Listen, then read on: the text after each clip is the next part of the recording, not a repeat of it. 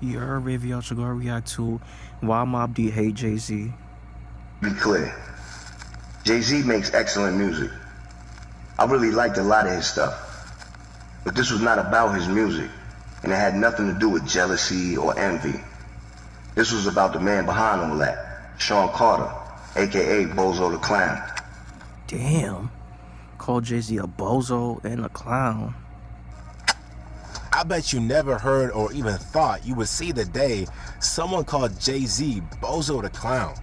But this is hip-hop, so you know what time it is. In fact, Prodigy even doubled down and went as far as calling Jay-Z a camel. Jay put the white flag up, and his cop-out made me instantly realize that he wasn't no threat. He's just a big stuffed animal, a camel to be exact.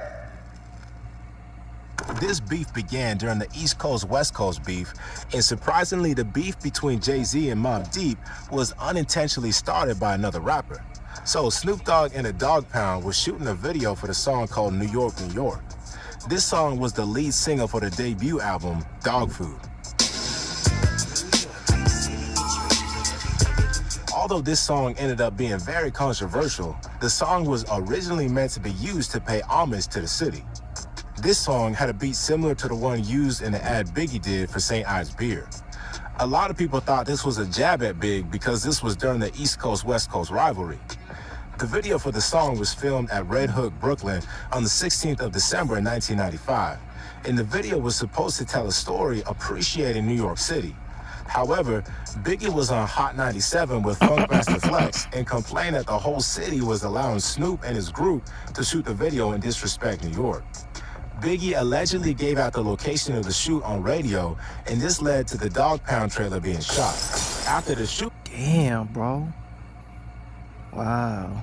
the theme of the video was then changed to a disrespectful one, with that infamous scene of Snoop Dogg kicking down the skyscrapers in New York.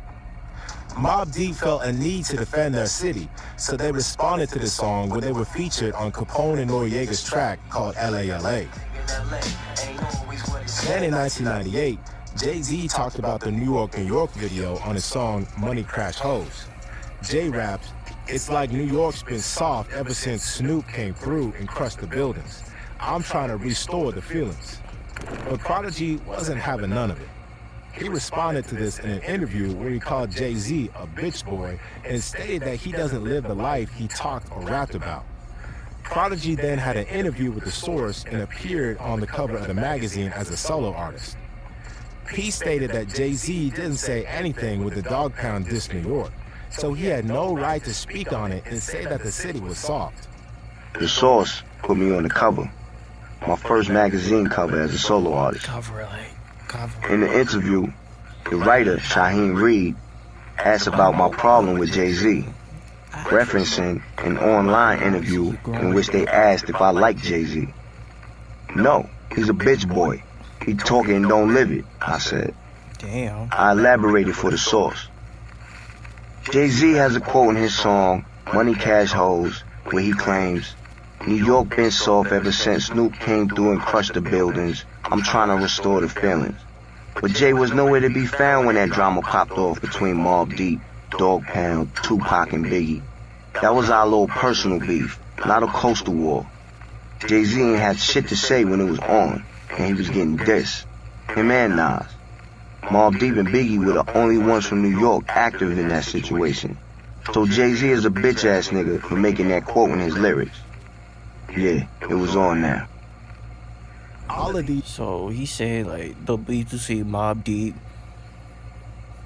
Dogg Pound, Biggie, Tupac was a personal beef, not like a West Coast East Coast beef. It's a personal beef. That's what he's saying.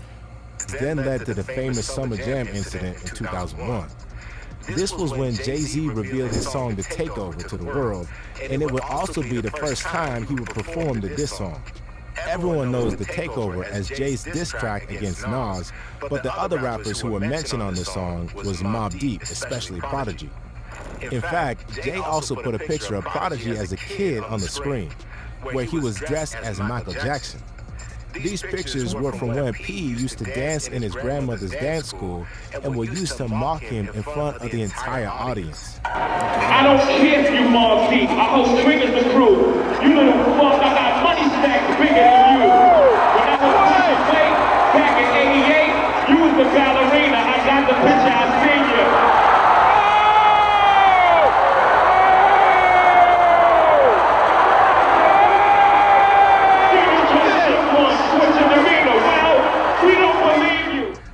I mean, it's nothing wrong with that. If Prodigy look up to Michael Jackson, it's nothing wrong with that. People look up to Michael Jackson. You feel me? You want to be like Michael Jackson. You know, Michael Jackson. You know, break dancing, getting light and all that shit. It's nothing wrong with that, cause you know, like some people grew up like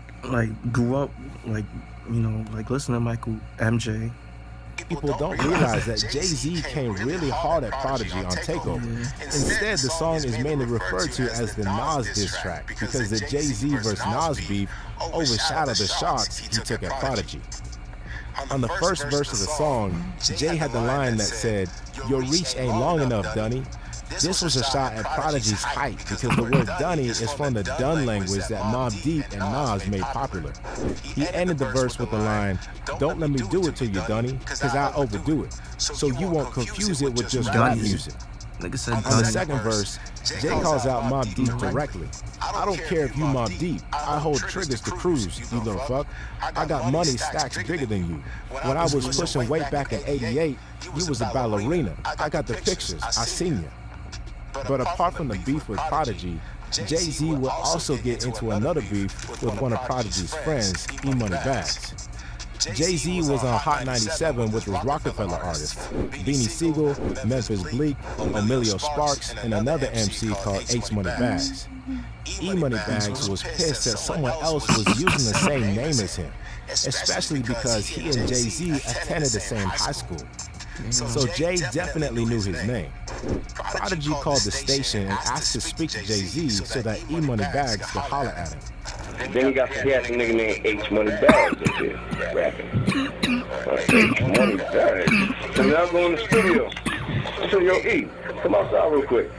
So E come outside. I'm like, let's do this shit. So E like, what did he just say? H-Money Bags? Man, what the fuck is that? I'm like, yo, son. Nigga bite me, man. So we went inside the studio. We go out and said, somebody picked up. I said, yo, it's Prodigy. Let's speak to Jay-Z. Yo, P, he just left, man. They just left. They just got in the elevator and just, I said, yo, go get him. I said, all right. He went outside to go get him. He back upstairs. Got on the phone. Yo, what's up, yo? I said, yo, man. Somebody want to talk to you. They was on the E. He like, yo, what up, nigga? Hey, yo, who this? Says E-Money Bags, man. What up, nigga? Yeah, oh, what up, yo? Coming at the nigga hot. He's talking about, what up, nigga? Yeah, yo, what up with this? Who the fuck is H-Money Bags, son? Who this nigga you down there? Come on, nigga, you don't try to play me, man. You know, niggas, bitch, that's my name, son. That's my shit. That's what I'm running with, nigga. You got somebody with my name, nigga? And the Bag start arguing.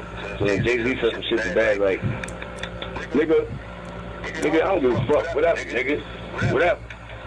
Bag like, whatever. Oh, nigga, so alright, you know what it is when I see you then, right? So then, coming at him mad hot. So yeah, you know what it is. And then I was like, oh, what? Alright, cool. Bang, hang up, right? After this incident, Jay-Z was allegedly scared to leave his home because unlike the beef with Nas, the beef with Prodigy and E-Money Bags was quickly turning to street business. In fact, when Mobb Deep finally responded to Jay-Z on a song, Prodigy stated that Jay-Z was even scared to attend award shows after this beef started. Mobb Deep's response came on the 5th album, The Infamy. Wait, but didn't Jay-Z couldn't Jay-Z have security back then? Why Jay-Z didn't have security back then to keep him protected? You feel me? The song Crawlin'. If it's that deep, protection, like security, have people around you. Prodigy rapped, The homo rapper, H to the you know, come on man, I ain't gotta spell it out for you. And your retaliation was wig baby pictures. How you not gonna show face after that stunt? At Rap's Only Awards and you ain't show up, you scared and you butt. You are now being crushed. Scared of you Jay-Z butt. allegedly canceled Call the nigga butt. for appearances at events like MTV, the Source Magazine Awards, and even at BET.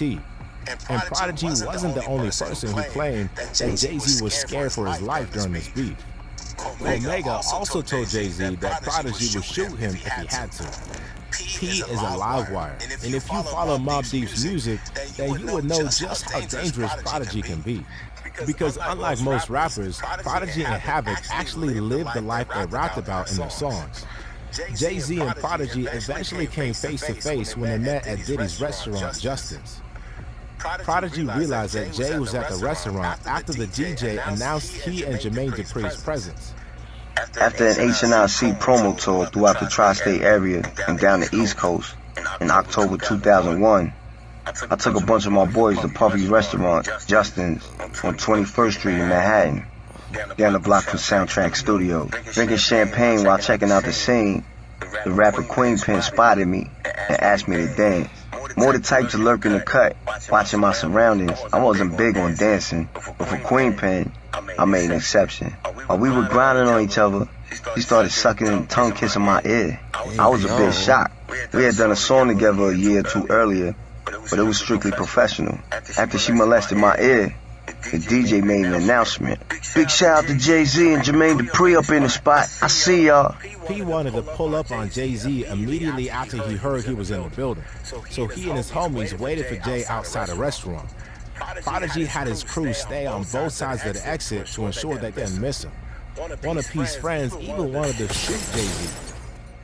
I walked over to my people. That's crazy. Where's Jay-Z? I asked, surveying the shadows of Justin's. I don't see him. But we lined the front door of Justin's on both sides. We weren't gonna let Jay-Z leave without dealing with us first. Yo, P, we gonna beat the lips off Jay's face soon as we see him. Our father Nitty and Nitty's cousin Kiko all assured me. Nigga said he gonna beat the lips out of Jay-Z while we see him. I mean, Jay-Z do have big lips, no homo, but Jay-Z do have big lips. Kiko had a gun on him and wanted to shoot Jay. However, P decided it wasn't that serious, but he was willing to let his homeboys beat him up. No, not that serious, I said. We just gonna beat him up. Gonna pull that gun out. When Jay-Z eventually came out of the restaurant, he tried to make peace and told P that it wasn't serious and it was all just music. But this is quite ironic because on the track Takeover, one of Jay-Z's lines was, "Don't let me do it to you, Dunny, because I overdo it. So you won't confuse it with just rap music." I saw Jay and Jermaine walking with 3 bodyguards towards us.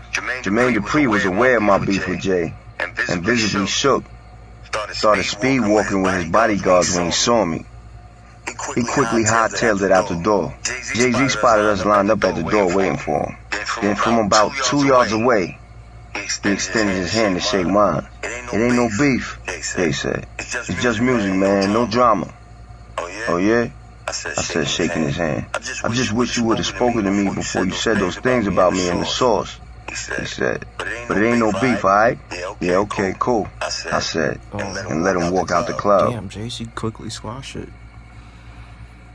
This could have gotten really messy on this day, and P stated that he saved Jay-Z's life and let him leave the club. Keep in mind that I let him walk out. Queenpin is my witness. I could have changed Jay's future that night, but I chose not to. This beef was a very serious one that could have even become quite deadly. However, many people didn't pay attention to it as it was overshadowed by the Jay-Z and Nas beef. Jay-Z stated that he and Prodigy eventually reconciled before he died and maintained mutual respect for each other. Many people believe Jay-Z won this beef, but in the streets, it was a whole other story. Rest in peace, Prodigy. So yeah, bro, let me know what y'all think about this situation involving Mobb Deep and Jay-Z. Which side are y'all on? Are y'all on Mobb Deep's side or y'all on Jay-Z's side? Like I said, bro, like I didn't know, like I know they had like beef, like I know they had like, you know, beef and shit, but I didn't think it was like, like street Like I didn't think it was like, you know, like it was like street shit. You feel me? Like I thought it was just rap beef, but like but you know, but yeah, bro. Like what y'all thoughts on this like beef now? Like rest in peace to Prodigy. Now he passed away. Rest in peace to Prodigy. And yeah, bro. Let me know what y'all thoughts. Let me know what y'all thoughts on this beef between Mobb Deep, Jay-Z, really Prodigy and Jay-Z. So yeah, bro. Make sure you guys like, comment, subscribe. Y'all know the vibes. You're just checking out you are.